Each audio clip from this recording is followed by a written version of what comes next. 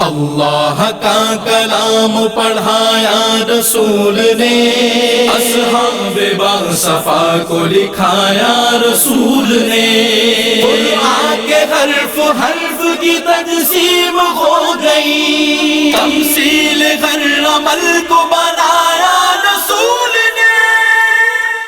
اعوذ باللہ من الشیطان الرجیم، بسم اللہ الرحمن الرحیم۔ الحمد للہ وحدہ والصلاة والسلام علی من لا نبی بعدہ وعلی کل من صحبہ وتبعہ بإحسان بعدہ۔ اللہم صلی علی سیدنا و مولانا محمد وعلی آلہ واصحابہ وبارک وسلم۔ محترم ناظرین و سامعین، ویورز اینڈ لسنرز، السلام علیکم ورحمۃ اللہ وبرکاتہ۔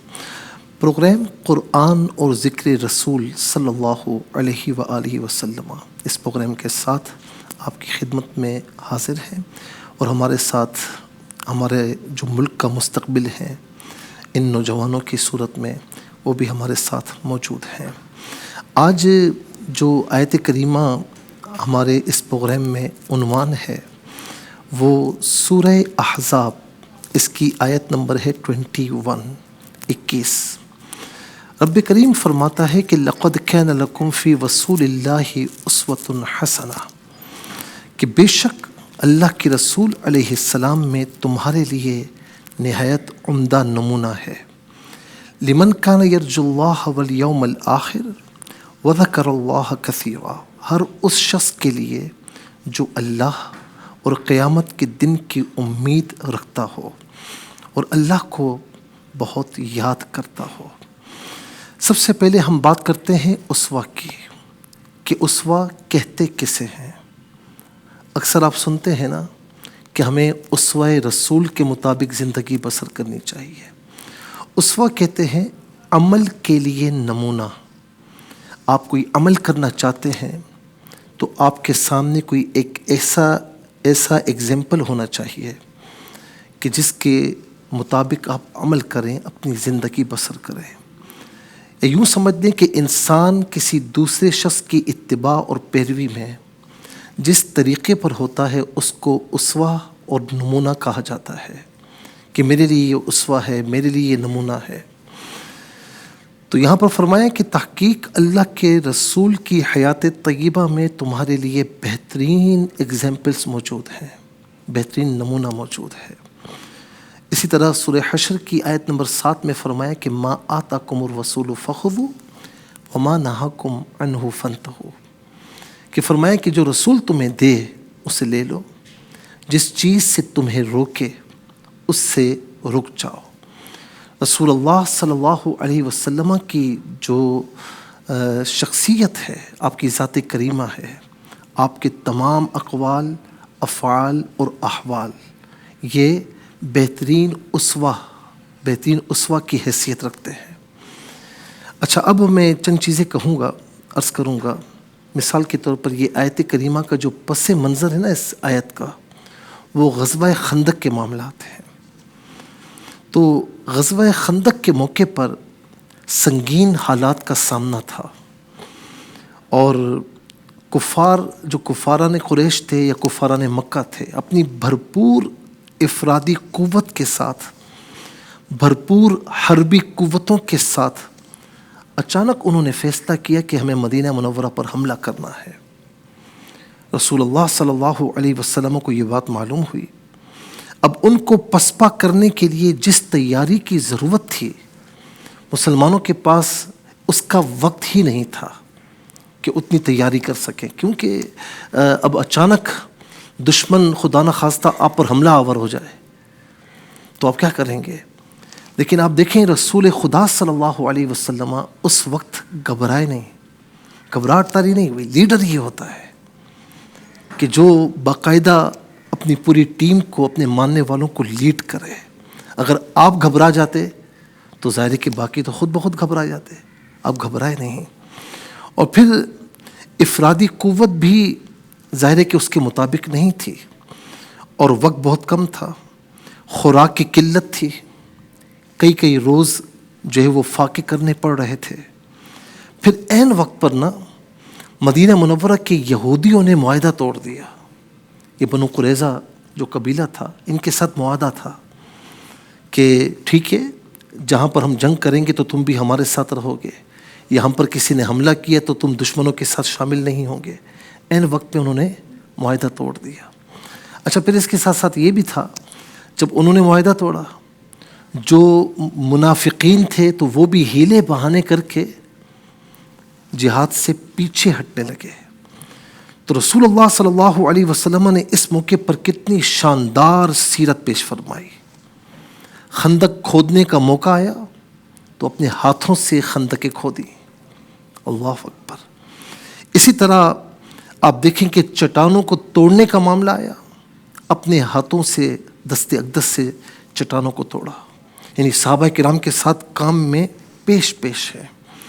اچھا جی، مٹی کو اٹھا کر آپ باہر پھینک رہے ہیں اپنے ہاتھوں سے. اللہ اکبر. جب خوراک کی قلت ہے تو دوسرے مجاہدین کی طرح خود بھی آپ نے فاقے فرمائے. یہاں تک کہ صحابی کہتے ہیں کہ ہم نے فاقے کی وجہ سے فاقے کرنے پڑ رہے تھے، بھوک کی وجہ سے اتنی شدت تھی کہ ہم نے پیٹ پر پتھر باندھے ہوئے تھے. لیکن صحابہ کہتے ہیں کہ ہماری نظر حضور نبی کریم علیہ الصلاۃ والسلام کی جانب اٹھی تو آقا علیہ السلام نے 2 پتھر باندھے ہوئے تھے. تو یعنی بھوک کا یا فاقے کا عالم کیا ہوگا. اللہ اکبر. تو جب دشمن حملہ آور ہوا تو عزم و ہمت کا پیکر بنے رہے، بلکہ اوروں کی حوصلہ افزائی فرماتے رہے. اسی طرح جب بنو قریظہ نے معاہدہ توڑا تو مقدس جبین پر پیشانی پر ایک بل تک نہیں آیا، پریشانی کا اظہار نہیں فرمایا. جب منافقین مختلف ہیلے بہانے سے جنگ سے راہ فرار اختیار کرنے لگے، اس وقت بھی استقامت کے ساتھ آپ علیہ السلام نے تمام حالات کا مقابلہ فرمایا.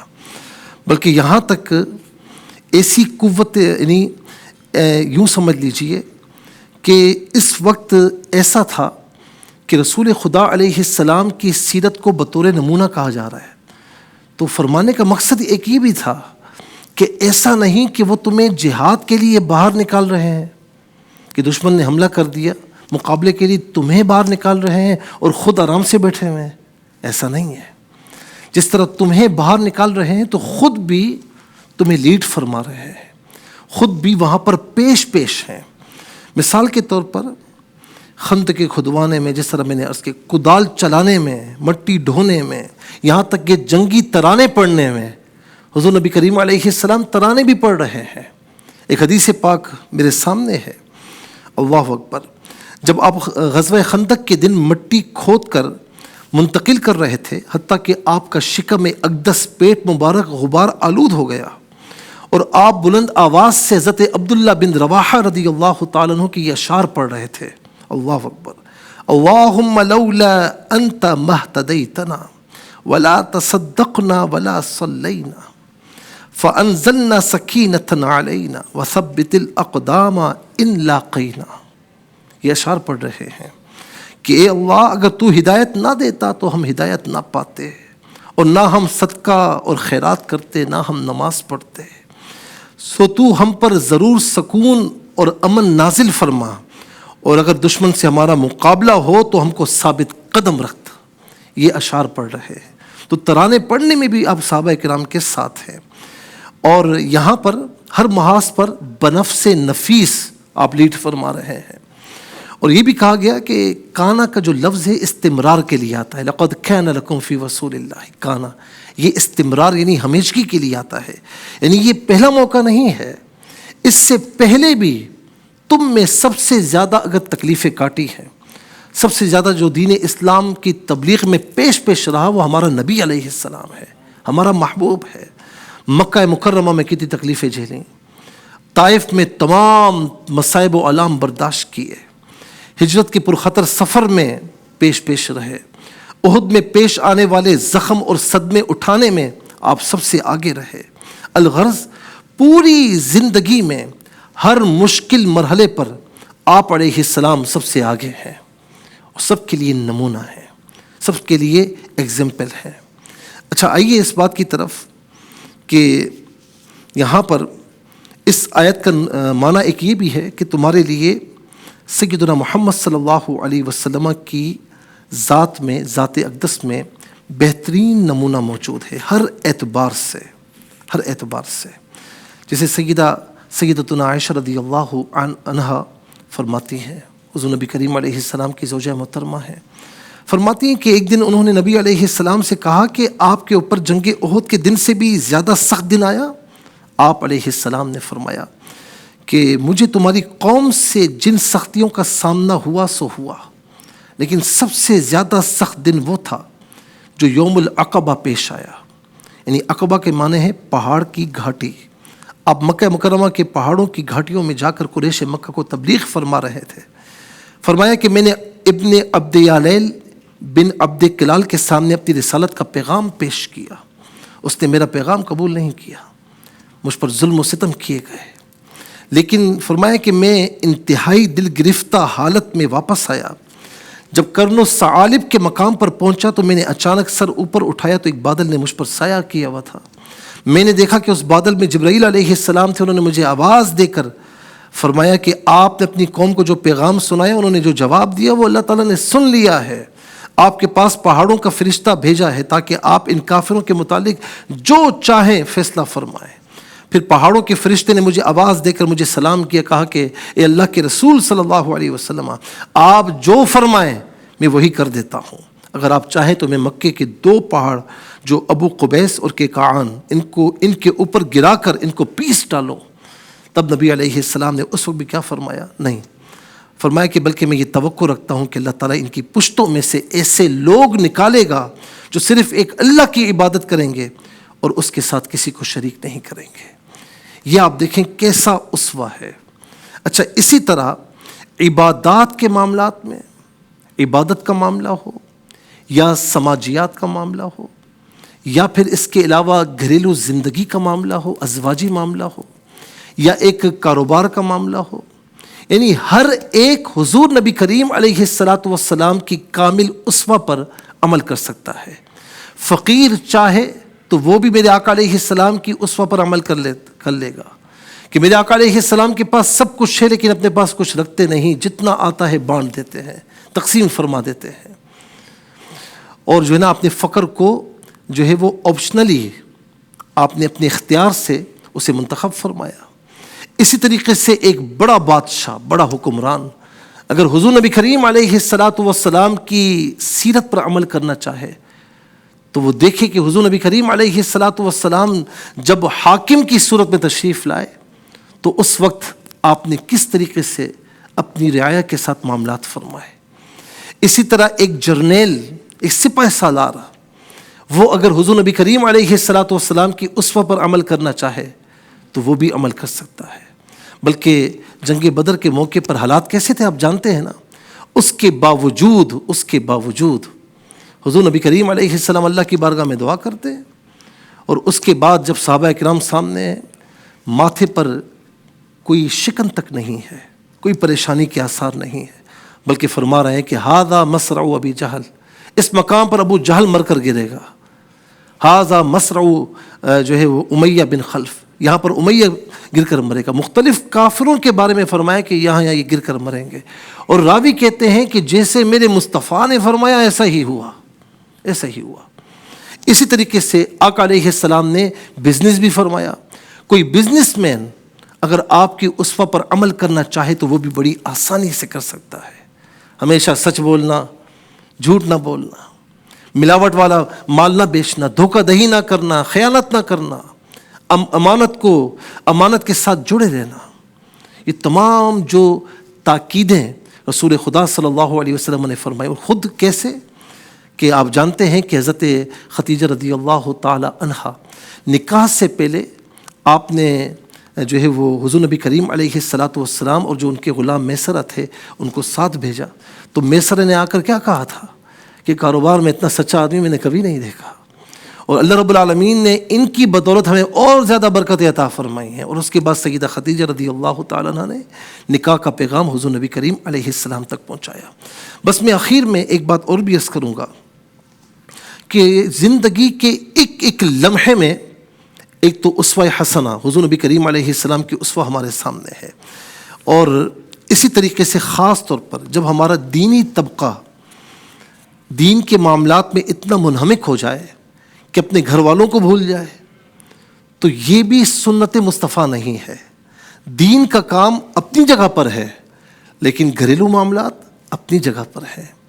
حضور نبی کریم علیہ السلام 11 ازواج مطہرات آپ کے حرم پاک میں تھیں۔ اللہ اکبر، کس طرح آپ نے ان کا حق پورا کیا۔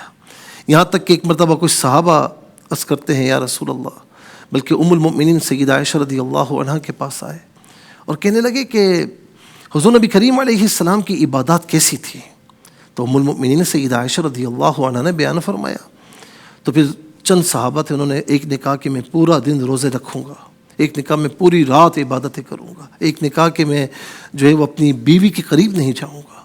جب حضور نبی کریم علیہ السلام کو یہ معلوم ہوا تو آقا علیہ السلام نے کیا فرمایا؟ فرمایا کہ مجھے اللہ رب العالمین نے نبی بنا کر بھیجا، میں تم سب سے اعلیٰ ہوں، لیکن میں سوتا بھی ہوں، میں کھاتا بھی ہوں، اور میں اپنی ازواج کے ساتھ بھی رہتا ہوں۔ یہ ساری چیزیں بیان فرمائیں۔ پھر اس کے بعد وہ مشہور حدیث پاک ہے، وہ بیان فرمائی، اِنَّ لِرَبِّكَ عَلَيْكَ حَقًّا، بے شک تیرے رب کا تجھ پر حق ہے، وَإِنَّ لِزَوْجِكَ عَلَيْكَ حَقًّا، تیری بیوی کا تجھ پر حق ہے، وَإِنَّ لِزَوْرِكَ عَلَيْكَ حَقًّا، تیرے پڑوسی کا تجھ پر حق ہے، وَإِنَّ لَجَسَدِكَ عَلَيْكَ حَقًّا، تیرے وجود کا، تیرے جسم کا تجھ پر حق ہے، وَإِنَّ لِعَيْنَيْكَ عَلَيْكَ حَقًّا، تیری آنکھوں کا، تیرے ایک جو عضو ہیں، آرگنز ہیں، ان کا تجھ پر حق ہے، فَأْتُوا كُلَّ ذِي حَقٍّ حَقًّا۔ یہ شورۂ آفاق جملہ ہے جو ہمیں کہیں نہیں ملتا۔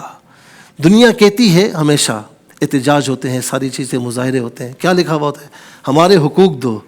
میرے نبی علیہ السلام نے اس کے برعکس بات فرمائی، فرمایا فَأْتُوا كُلَّ ذِي حَقٍّ حَقًّا، اے میرے صحابہ، اے میرے امتیوں، ہر حقدار کو اس کا حق دیتے رہو۔ اللہ اکبر۔